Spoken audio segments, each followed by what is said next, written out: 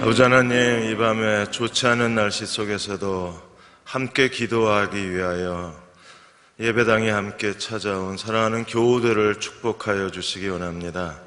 기도하고 싶습니다. 마음을 다하여 기도함으로 하나님의 얼굴을 배웠고 하나님의 뜻을 찾고 우리 마음을 다 주 앞에 쏟아놓고 하나님의 능력을 힘입는 저희가 되기를 원합니다. 이 밤을 축복하여 주옵소서.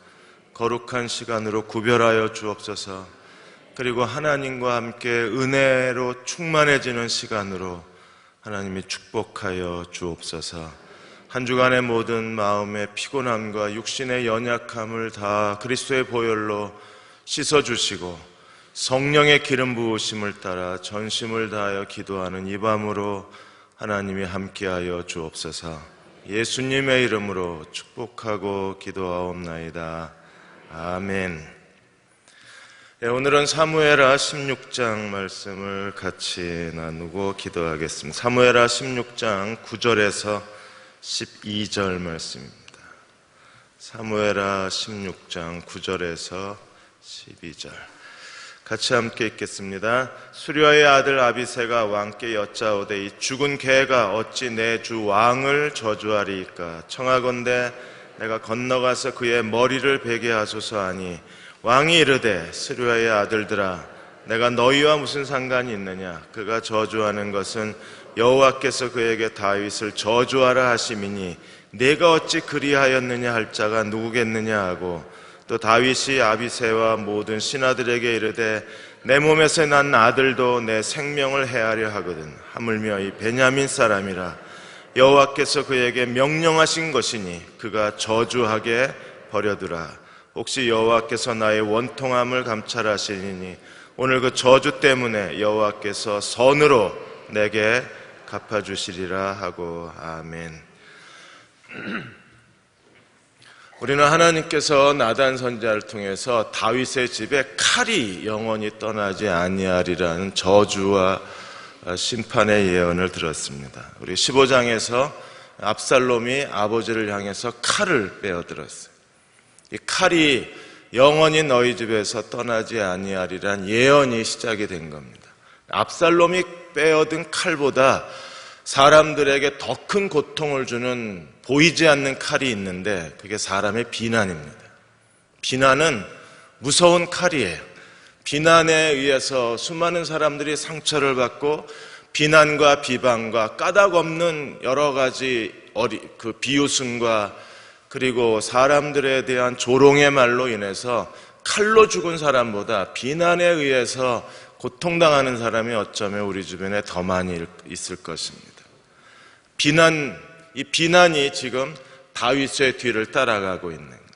그리고 다윗이 이 비난 속에서 어떻게 하나님 앞에 행동하고 있는가를 우리들에게 보여주고 있습니다. 어떤 비난은 하나님께서 그것을 통해서 일하실 때도 있어요. 그런데 어떤 비난은 그게 사단의 도구가 되고 그리고 인간을 해치는 가장 무서운 그 파괴적인 사탄의 영향력이 되기도 합니다.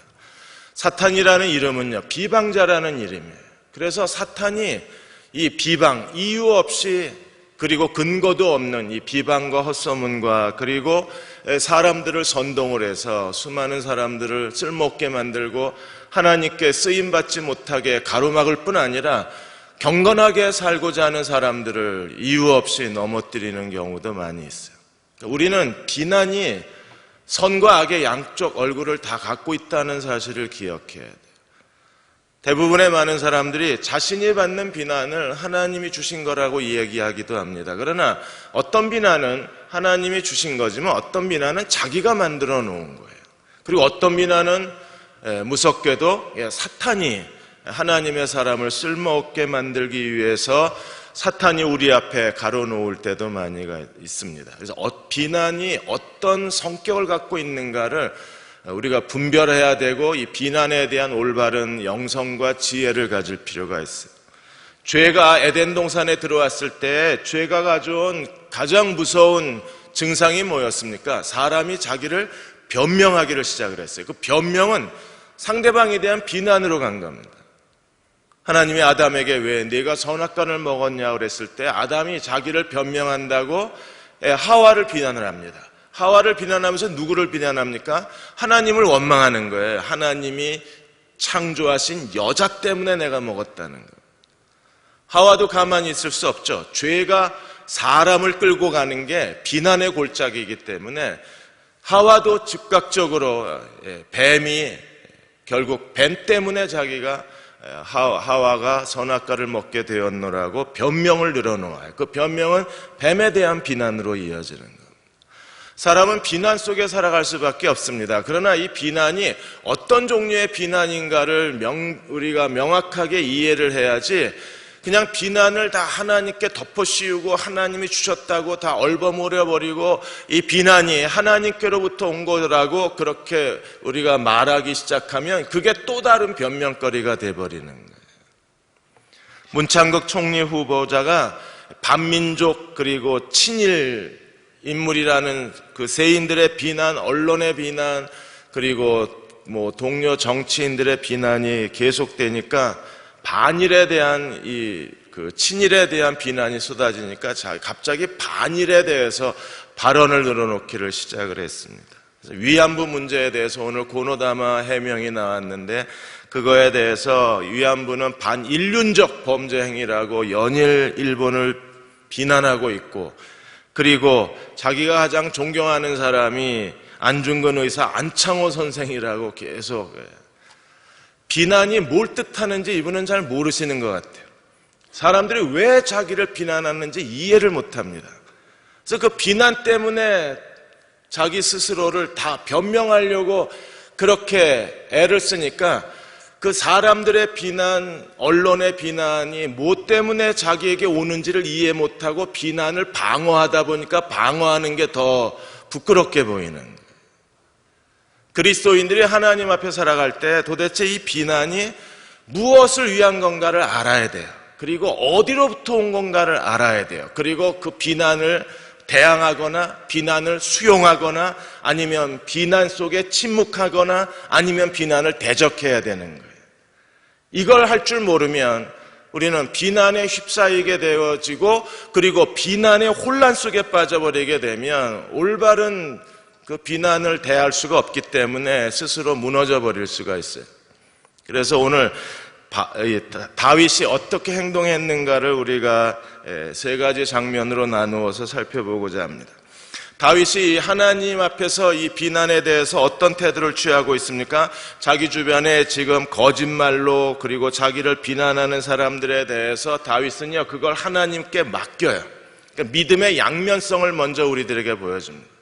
우리가 하나님께 맡겨야 될 것은요 우리의 미래, 우리의 기도 그리고 우리가 하나님 앞에 어떤 결정하는 일들에 대해서 자신의 염려와 미래를 하나님께 맡기는 사람이 돼야 하고 또 믿음의 또 다른 측면이 있는데 사람들의 비난과 사람들의 무시와 사람들의 비웃음도 하나님께 맡길 줄 아는 사람이 돼야 돼요. 그래서 비난도 믿음의 영역입니다. 염려만 믿음의 영역이 아니라 비난도 믿음의 영역이라는 사실을 기억해야 돼요. 우리는 느헤미야 2장에서 그는 하나님께서 어디까지 우리를 도우셨다 하나님의 선한 손의 도우심에 대해서 백성들에게 간증을 하고 그것 때문에 백성들이 일어나 성벽을 건축하자고 믿음으로 단결하고 그들이 하나님 앞에 성벽을 건축하겠다고 한 마음과 한 뜻이 됐어요.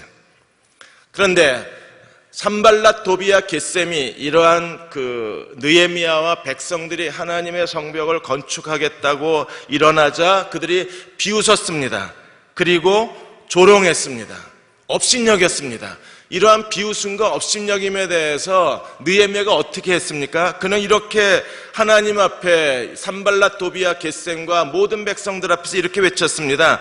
하늘의 하나님이 우리를 형통케 하시리니 그의 종들인 우리는 일어나 건축하려니와 너희는 아무 기업도 없다고 소리쳤어요.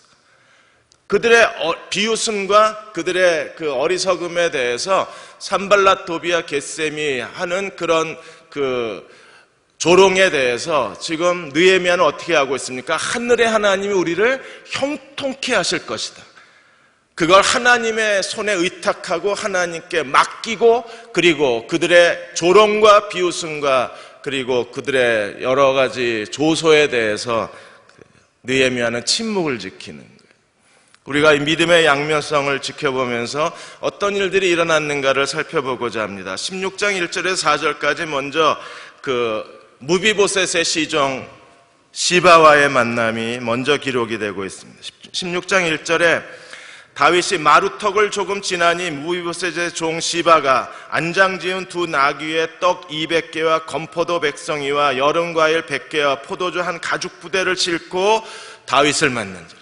도망치는 다윗을 시바가 쫓아왔는데 그 큰 선물을 가져온 거예요. 나귀 두 마리 나귀에다 떡 200개와 건포도 100성이와 여름과일 100개와 포도주 한 가죽 부대를 싣고 다윗을 찾아왔습니다. 다윗이 이게 무슨 뜻으로 가져왔느냐고 물었을 때 시바가 이렇게 말합니다. 나귀는 왕의 가족들이 타게 하고 떡과 과일은 청년들이 먹게 하고 포도주는 들에서 피곤한 사람들에게 마시게 하기 위해서 가져왔다고 말합니다.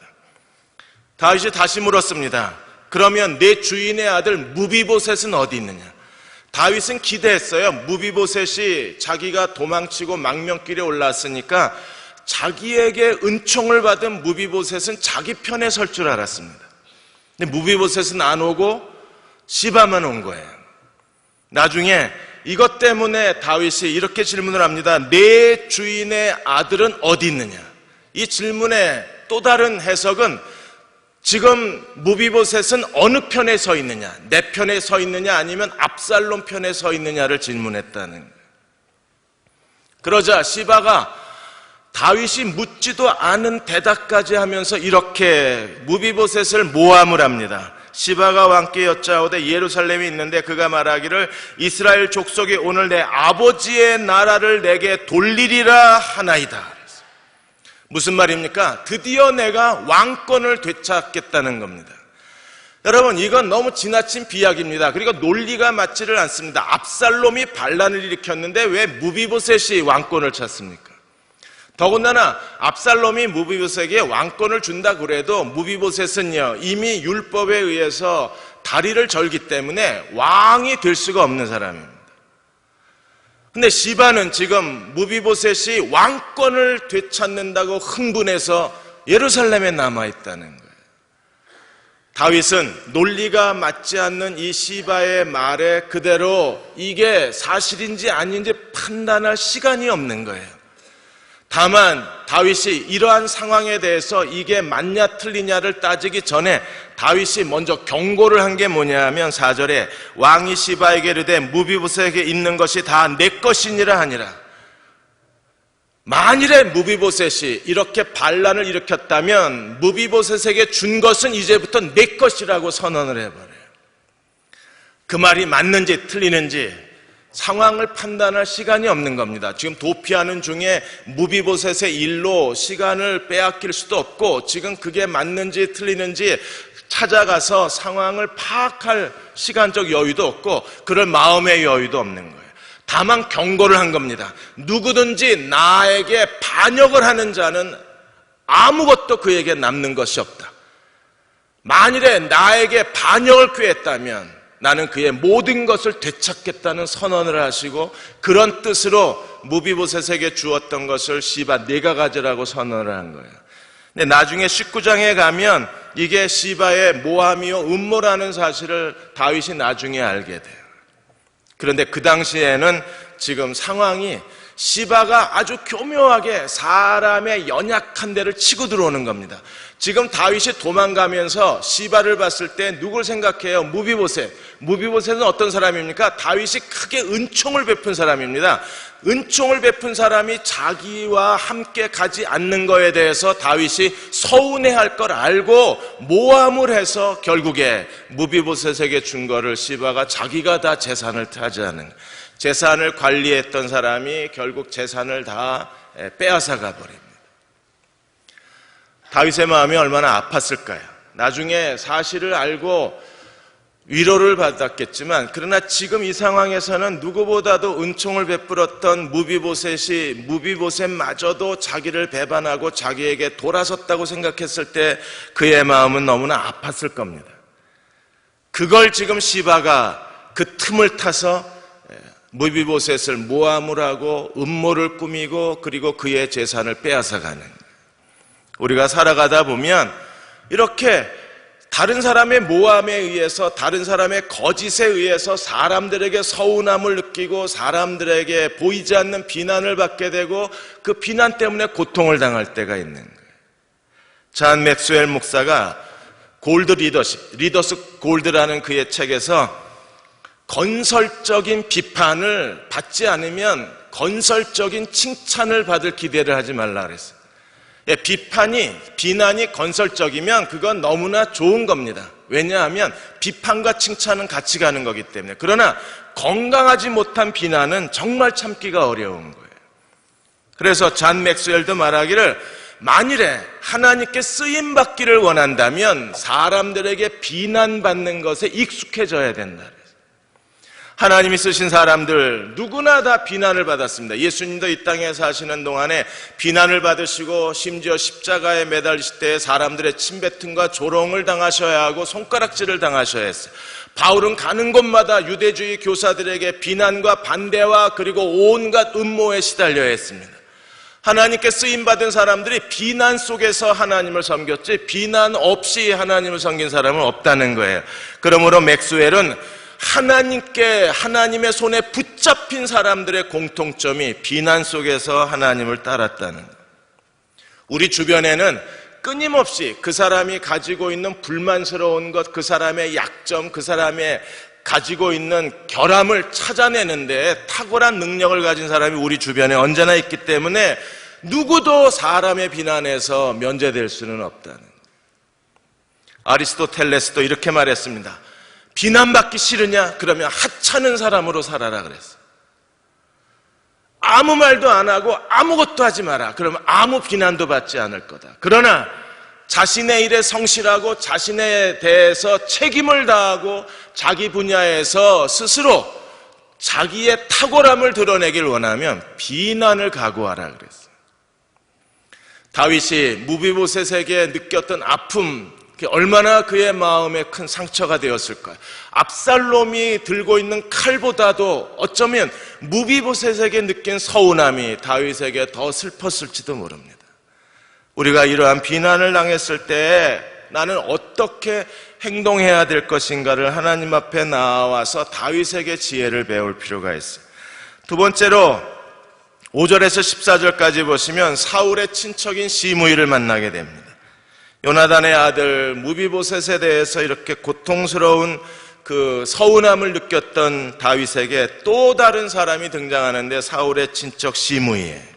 그래서 5절에 보시면 다윗 왕이 바후림의 이름에 거기서 사울의 친척 한 사람이 나오니 게라의 아들이요 이름은 시므이라. 그가 나오면서 계속하여 저주하고 다윗과 다윗 왕의 모든 신하들을 향하여 돌을 던지니 그때의 모든 백성과 용사들은 다 왕의 좌우에 섰더라. 모든 사람이 다 보는 앞에서 다윗을 저주하고 다윗에게 돌을 던졌어요. 어떻게 저주했습니까? 7절에 시므이가 저주하는 가운데 이와 같이 말하니라. 피를 흘린 자여 사악한 자여 가거라 가거라. 사울의 모든 족속의 모든 피를 여호와께서 내게로 돌리셨도다. 그를 이어서 내가 왕이 되었으나 여호와께서 나라를 내 아들 압살롬의 손에 넘기셨도다. 보라 너는 피를 흘린 자이므로 내 스스로 화를 자초하였느니라. 하나님이 너의 죄악을 내게 갖고 계신다는 거예요. 압살롬의 반란은 결국 네가 스스로 심어놓은 죄악의 씨를 거두고 있다는 겁니다. 너는 마땅히 저주받아야 되고 너는 마땅히 화를 당해야 되고 너는 마땅히 이 고통이 마땅하다고 계속 시므이가 따라오면서 다윗을 저주하고 따라오면서 다윗에게 돌을 던지고 다윗에게 티끌을 날리고 얼마나 괴로웠겠습니까? 우리는 요압의 동생 아비새가 이 죽은 개 같은 사람이 어찌 내 주왕을 저주하리까 당장 가서 머리를 베겠다고 말해요. 당연한 반응입니다. 우리가 사람들에게 비난을 받으면 즉각적으로 우리 마음속에 자연스러운 반응이 뭐예요? 그 비난에 대해서 보복하고 싶은 거예요. 그런데 다윗은 이 사람이 주는 비난에 대해서 보복하지 않아요. 당연히 보복을 해야 합니다. 왜? 지금 시므이가 쏟아내는 모든 저주는 사실이 아니잖아요.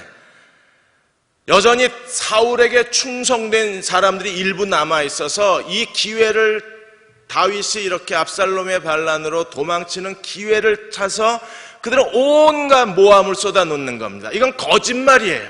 이건 진짜 비난입니다. 사실이 아닌 거예요. 그런데 덮어 씌우고 마치 사울을 죽인 죄 때문에 다윗이 이런 고난을 당하는 것처럼 온갖 저주의 말을 쏟아놓는 겁니다.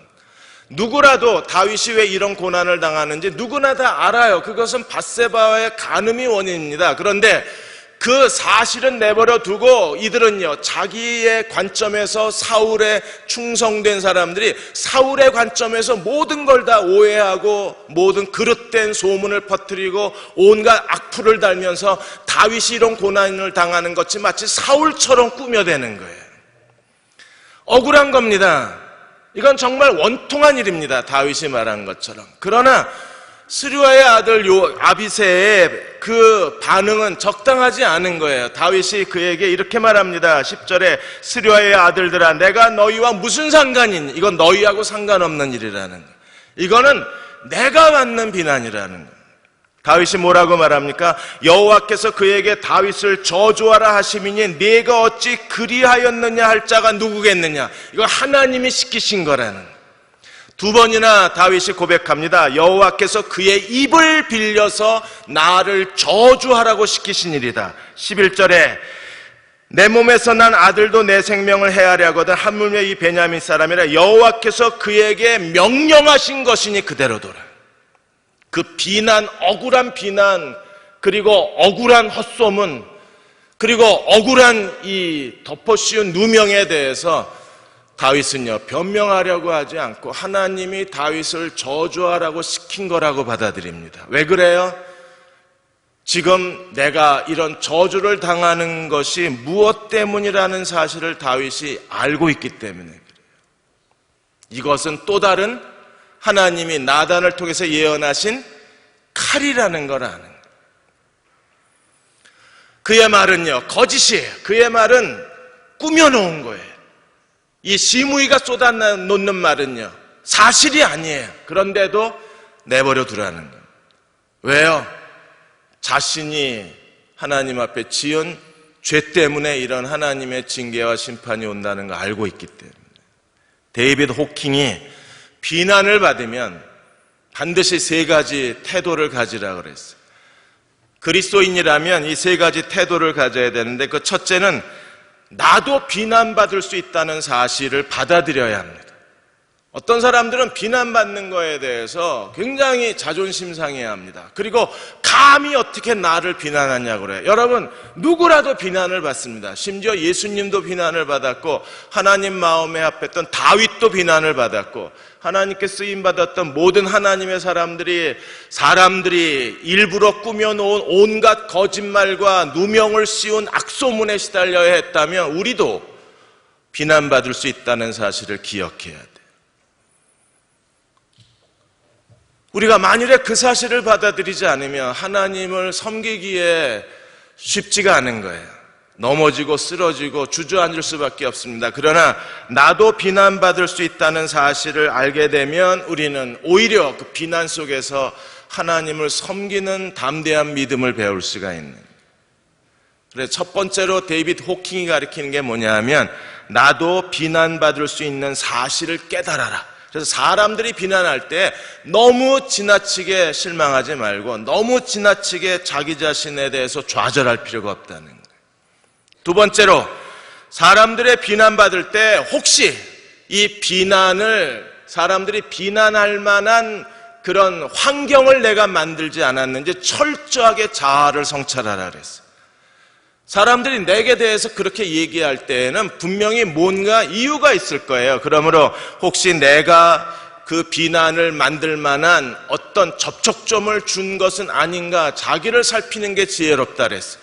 비난을 거부하거나 비난을 변명하려고 하지 말고 내가 알지 못하는 나를 다른 사람은 알 수 있고 다른 사람은 볼 수 있는 거기 때문에 그 사람들이 어떤 것에 대해서 비난을 하고 어떤 것에 대해서 나를 비웃을 때 우리는 내가 혹시 그런 사람이 아닌가 신중하게 자기를 살필 필요가 있다는 겁니다.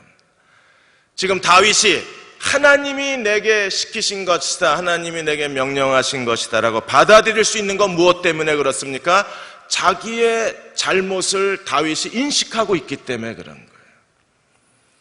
이 시므이가 계속 따라오면서 돌을 던지고 욕설과 저주를 퍼붓고 그리고 티끌을 날리면서 끝까지 다윗을 따라오면서 저주를 퍼붓는 이 장면 속에서 다윗은요, 그건 자기 죄 때문이라는 걸 받아들이는 거예요.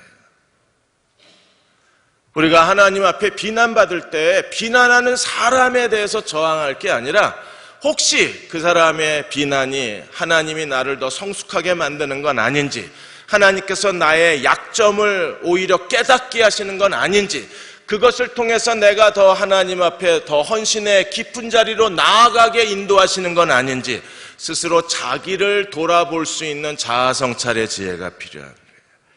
그리고 세 번째, 데이비드 호킹이 비난받을 때 가져야 될 태도는 모든 비난은 사람을 강하게 만들지, 만일에 비난이 나를 강하게 만들지 못하면 비난 때문에 내가 쓸모없게 된다는 걸 두려워하라 그랬어요. 비난을 잘못 다루면 나를 망가뜨려요. 그러나 비난을 경건하게 다루면 비난이 우리를 성장시킵니다. 오히려 더 강하게 만들어요. 오히려 더 하나님 앞에 하나님께서 쓰실 만한 능력 있는 사람으로 만들어내지만, 그러나 비난을 부주의하게 다루거나 비난을 하찮게 다루거나 비난에 대해서 무방비하게 대하다가 비난이 덮쳐버리면 비난으로 말미암아 하나님께 멀어진 사람들이 너무나 많다는 거예요.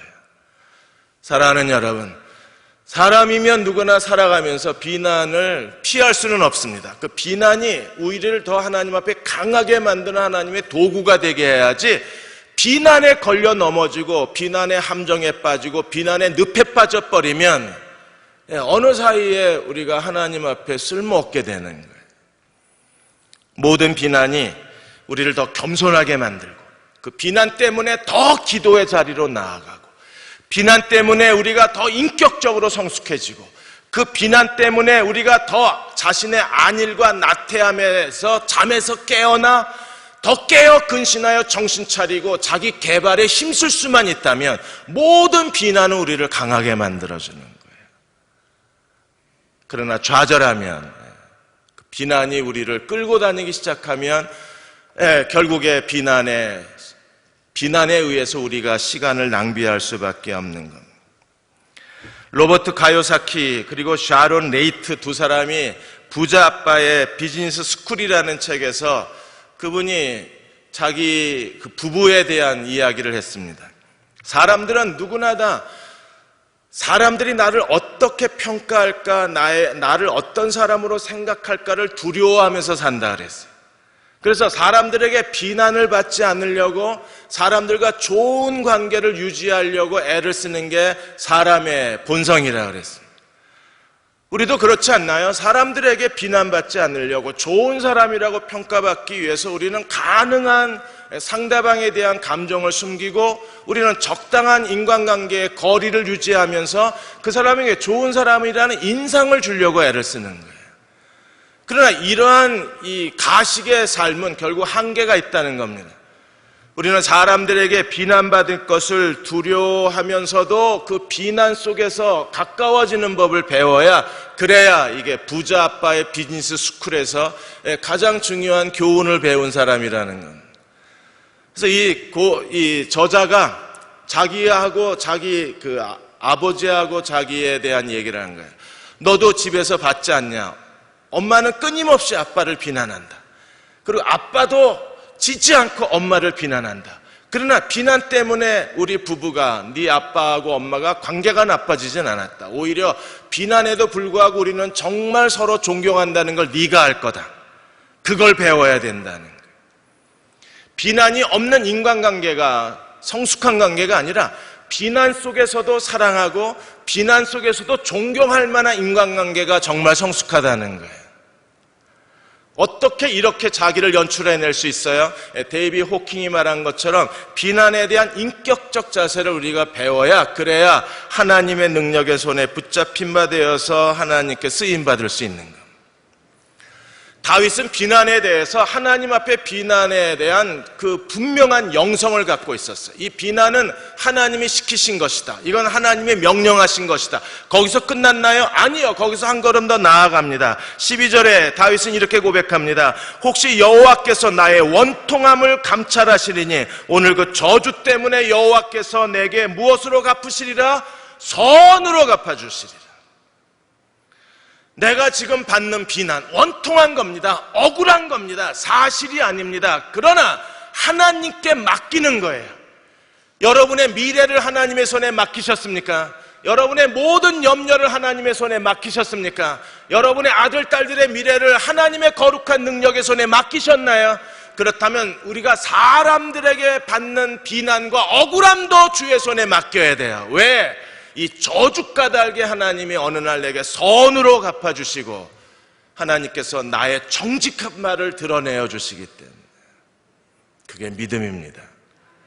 그래서 믿음은 단순히 어떤 걱정거리, 염려, 이런 물질적인 문제 이런 것들만 하나님께 맡기는 게 아니라 인간관계 속에서 부딪히는 모든 비난과 비웃음과 그리고 사람들의 조소와 조롱까지도 하나님의 손에 맡길 수 있어야 우리가 비로소 하나님께 쓰임받을 수 있는 거예요.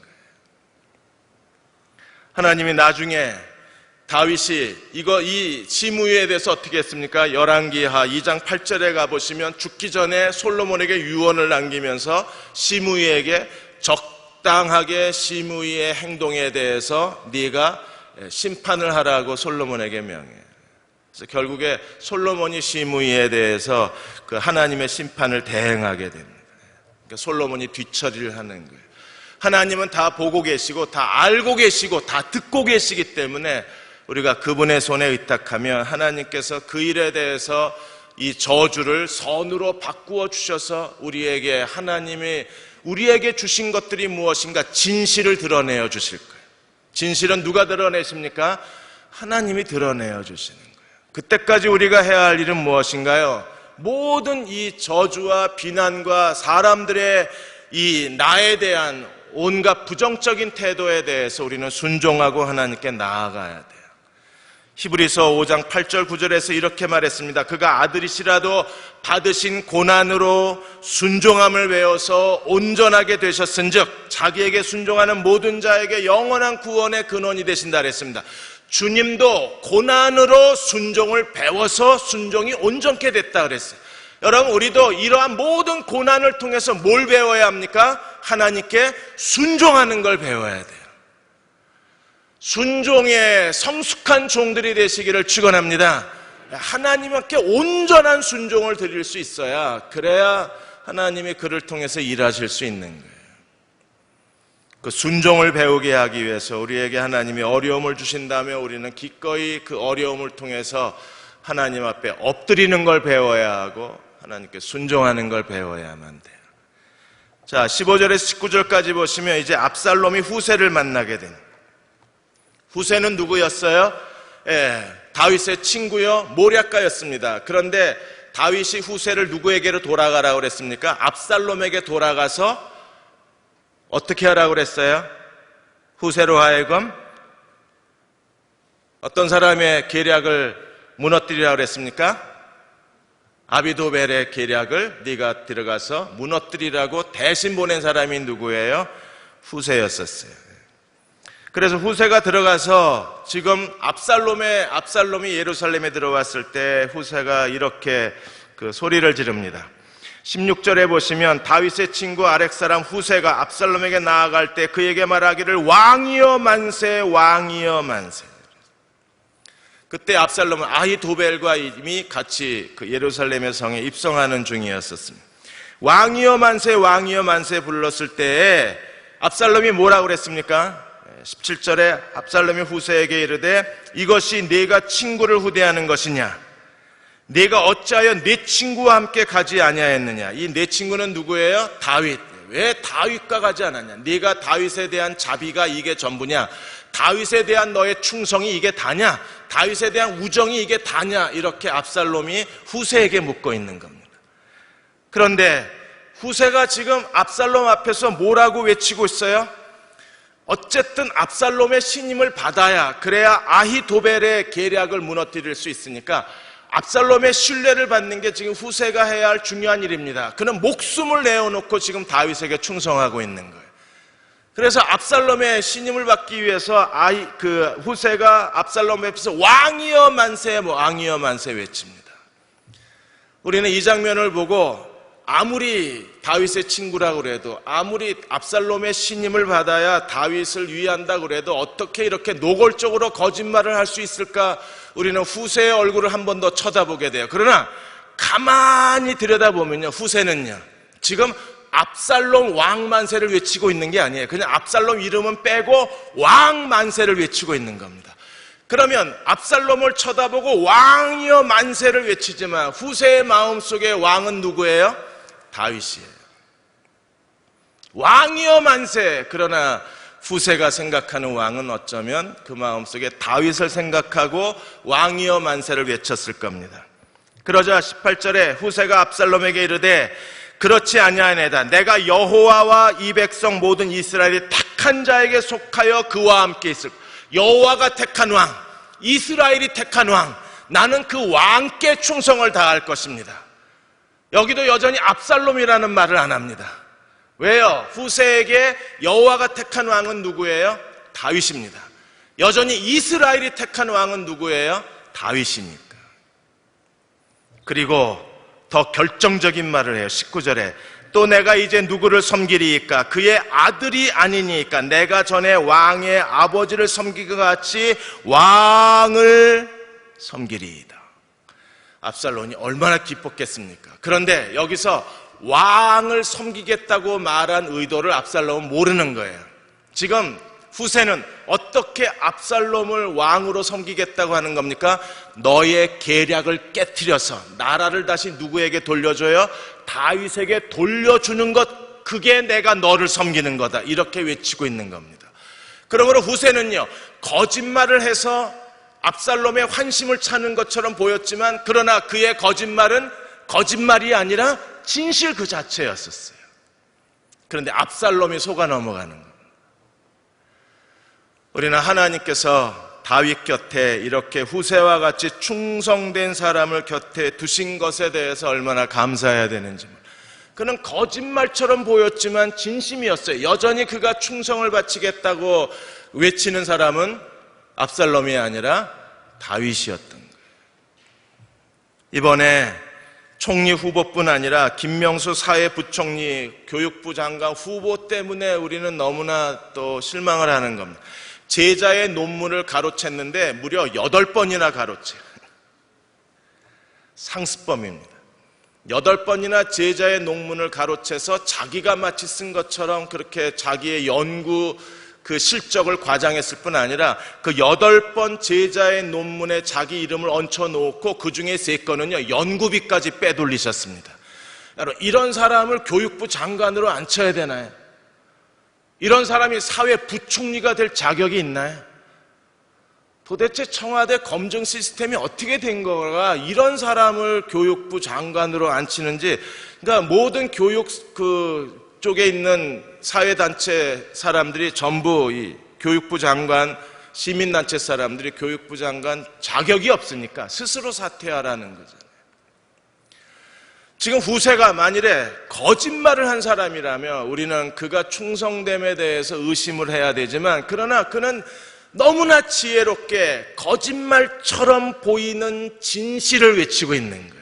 그는 진정으로 다윗을 사랑했던 사람이고 진정으로 다윗에게 끝까지 충성된 사람이었었어요. 여러분 곁에 이렇게 자기 목숨을 내어놓기까지 충성을 다하는 하나님의 동역자들이 여러분 곁에 있으시기를 축원합니다. 그런 사람이 우리 곁에 있을 때 우리가 더 믿음이 견고해질 수 있는 거기 때문에. 그리고 마지막으로 20절에서 23절까지 보시면 압살롬이 아히도벨에 대해서 이렇게 말합니다. 20절에 압살롬이 아히도벨에게 이르되 너는 어떻게 행할 계략을 우리에게 가르치라 했을 때 아히도벨이 제일 먼저 가르친 게 뭐냐 하면 아버지가 남겨두어 왕궁을 지키게 한 후궁들과 더불어 동침하라는 거예요. 몇 명 남겨놓았어요? 10명. 근데 지금 아히도벨이 제일 먼저 압살롬에게 가르치는 첫 번째 계략이 뭐냐 하면 아버지가 남겨놓은 후궁들과 동침을 하라고 요청을 해요. 그 당시에 고대 사회에서 구테타를 일으키면 제일 먼저 왕의 그 신임식이 뭐냐면 전왕이 남겨놓은 아내들을 취함으로 내가 새 왕이 되었다는 걸 선포하는 게 바로 지금 아히도벨의 계략이에요. 그러니까 아히도벨의 계략이 뭐 새로운 게 아니라 그게 하나의 고대 근왕들의 관습이었었어요. 그래서 새 왕권을 차지하는 왕권의 인수 절차가 전왕이 남겨놓은 아내들부터 취하는 거예요. 뭐라고 요청하는 겁니까? 압살롬에게 너는 왕이니까 이제 왕처럼 행동하라는 거예요. 그래 아버지의 후궁들을 압살롬이 범하게 돼요. 여러분 이 장면에서 우리가 기억나는 게 뭐예요? 나단의 예언이 이루어지고 있다는 거예요. 아히도벨이 알았을까요? 자기가 이렇게 하면 12장 11절 11절에서 나단 선지자가 다윗에게 대한 저주의 예언이 이루어진다는 걸 그가 과연 알고 있었을까요? 그러나 그의 계략으로 말미암아 하나님의 예언이 그대로 성취가 되는 거예요. 어떤 일이 일어났습니까? 하나님이 너는 은밀히 행했지만 나는 백주 대낮에 이 일을 하겠다고 하나님 말씀하셨잖아요. 그러니까 어떤 일이 일어났습니까? 압살롬 22절에 보시면 이에 사람들이 압살롬을 위하여 옥상에 장막을 치니 압살롬이 온 이스라엘 무리의 눈앞에서 그 아버지의 후궁들과 동침하니라. 그대로 예언이 이루어져요. 오늘 16장 20절에서 17장 23절까지는요 아히도벨과 그리고 후세의 전략의 싸움이에요. 결국 하나님께서 후세를 통해서 아히도벨의 계교를 무너뜨리심으로 말미암아 다윗이 가까스로 위기에서 벗어나게 되어지는. 만일에 후세가 없었다면 아마 이 아히도벨의 계교를 다윗이 이겨내지를 못했을 거예요. 왜요? 오늘 23절에 보시면 아히도벨의 계교는 어떤 계교였습니까? 23절에 그때 아히도벨이 베푸는 계략은 사람이 하나님께 물어서 받은 말씀과 같은 것이라. 그건 마치 하나님의 지혜예요. 그러니까 누구도 이 아히도벨과 싸워서 이길 사람이 한 사람도 없는 거예요. 그런 계교를 베푼 사람이었기 때문에 아히도벨의 모든 계략은 다윗에게나 압살롬이 하나님의 지혜로 여겼기 때문에 이건 두렵고 무서운 거였었어요. 처음 계략서부터 다윗은 무너지기를 시작을 하는 겁니다. 이렇게 백주 대낮에 아버지의 후궁을 취함으로 인해서 아히도벨이 노린 게 두 가지예요. 21절에 보시면 제일 먼저 노린 게 뭐냐 하면 그리하면 왕께서 왕의 아버지의 미워함이 온 이스라엘이 알게 될 거예요. 압살롬이 아버지를 반역해서 완전히 구테타를 일으켰다는 걸 공식적으로 선언하는 게 아버지의 후궁을 취하는 거였었어요. 그리고 또 다른 하나의 측면은 무엇입니까? 이렇게 함으로써 왕 압살롬을 추종하는 모든 사람들이 더 권세와 힘과 응징력이 강해질 거라는 거예요. 그래서 사람들이 더 강하게 뭉칠 거다. 왜? 적어도 아들이 아버지의 후궁들을 범했으니까. 그러면 이제 목숨을 내놓고 압살롬 추종자들이 압살롬을 따를 거라는 걸 아히도벨이 예상을 한 거예요. 그러나 이 사건 때문에 압살롬은요 하나님께 결정적 실수를 하고 맙니다. 무엇입니까? 레위기 20장 11절에 아버지의 아내를 취한 자는 어떻게 하라고 그랬어요? 하나님이 돌로 쳐 죽이라 그랬습니다. 이 범죄 때문에 압살롬은 왕이 되고 싶어도 될 수가 없는 거예요. 그러니까 아히도벨은 어차피 압살롬이 왕이 될 수 없는 인간이라는 걸 알아요. 그러면서도 이 일을 통해서 아버지와 완전히 원수가 되게 하고 압살롬 추종자들이 응집 세력을 이루어서 그들이 압살롬을 완전히 신봉하도록 그런 분위기를 만든 게 아히도벨입니다. 다윗에 대한 증오가 얼마나 컸으면 그 아들 압살롬을 통해서 이렇게 대적 관계를 만들고 그리고 아들이 완전히 아버지에게서 돌아서게 만들어 놓는 거예요.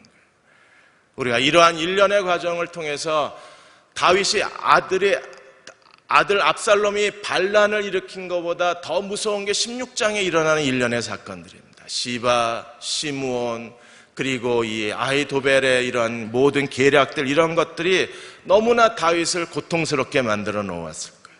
사랑하는 여러분, 우리가 하나님을 섬기는 데에도 여전히 우리에게도 같은 어려움이 있어요. 크고 작은 차이만 있지 부부 사이에도 계속 서로 비난하고 언쟁을 쏟아놓고 부모와 자녀 사이에 서로 무시하고 분노하고 자녀가 부모를 노골적으로 무시하고 우리는 그러한 아픔과 고통 가운데에서 자녀들을 어디에 두어야 될지 모르는 그런 어려움을 겪기도 합니다. 같이 하나님을 섬기고 예배하는 교인들 사이에도 보이지 않는 마음의 걸림돌이 있고 마음의 벽이 있고 서로에 대해서 보이지 않는 들려오는 비난의 얘기를 들으면 우리는 숨을 곳이 없다는 생각을 하게 되어지는 거예요. 왜 우리에게 이런 고난이 있는가? 왜 우리에게 이런 어려움이 있어야 하는가? 그것을 통해서 하나님은 우리를 성숙의 자리로 데려가고 계십니다. 찰스 스탠리가 역경을 이기는 법이라는 책에서 하나님이 우리에게 어려움을 주시고 시련을 주실 때 절대로 어려움과 시련을 저항하지 말라 그랬어요. 저항하지 말고 하나님께서 그것을 통해서 우리를 성숙시키고 계시기 때문에 시련은 인내하라 그랬습니다. 여러분, 인내해야지 저항하지 마십시오. 그것과 더불어서 그것 때문에 하나님을 원망하거나 믿음을 잃어버리거나 그것 때문에 주저앉거나 그러면 우리는요 시련에 지는 거예요. 어떻게 역경을 이겨낼 수 있습니까? 인내하는 겁니다. 무엇을 통해서요? 하나님이 이 역경을 통해서 하나님의 목표를 이루고 계신다는 걸 믿어야 합니다. 하나님의 목표가 뭔가요? 범사에 우리 주 예수 그리스도의 형상을 담는 거예요. 주님의 인격을 닮아가는 겁니다. 역경이 있어야 인격이 변화가 돼요. 역경이 있어야 그리스도를 닮아가는 겁니다. 말과 행실에 거룩한 자가 될 수 있고 그 역경을 통해서 하나님은 우리의 저주를 선으로 바꾸셔서 우리를 향한 하나님의 섭리를 만들어 가실 수 있어요. 우리가 인내하는 사람이 되려면 어떻게 해야 합니까? 이 사람들의 비난과 사람들이 나를 무시하는 것처럼 느껴지고 사람들이 나에 대해서 좋지 않은 생각, 태도를 갖고 있는 것처럼 느껴질 때 우리는 어떻게 해야 되나요? 기도로만 이 비난을 이겨낼 수 있어요. 기도하지 않으면 이 사람들의 비난을 이겨낼 길이 없습니다. 히브리서 5장 7절에 그가 육체에 계실 때 자기를 죽음에서 능히 구원하실 이에게 심한 통곡과 눈물로 간구와 소원을 올리셨다 그랬어요. 왜 그러셔야 했습니까? 유대 종교 지도자들의 반대, 유대 종교 지도자들의 음모, 주님을 따라다니면서 주님을 억압했던 사람들, 그 거대한 세력들, 그 가운데 그걸 이겨내고 하나님 나라를 전파하고 병자들을 치유하고 사람들에게 전도하고 하나님의 의의 도를 가르치기 위해서 주님이 하실 수 있는 일은요, 심한 통곡과 눈물로 간구하는 길 외에는 다른 길이 없었어요. 여러분들 기도하십시오. 온 힘을 다해서 기도해야 이걸 이겨내야 우리 안에 그리스도의 형상이 새겨져요. 이걸 이겨내야 이 저주가 하나님의 축복으로 바뀌어져요. 이걸 이겨내야 영적 진보가 우리 안에 이루어질 수 있습니다. 오늘 이 밤에 마음을 다해서 심한 통곡과 눈물로 간구와 소원을 하나님께 드리셨던 주님처럼 이 밤에 기도하시는 저와 여러분이 되시기를 주의 이름으로 축원합니다. 기도하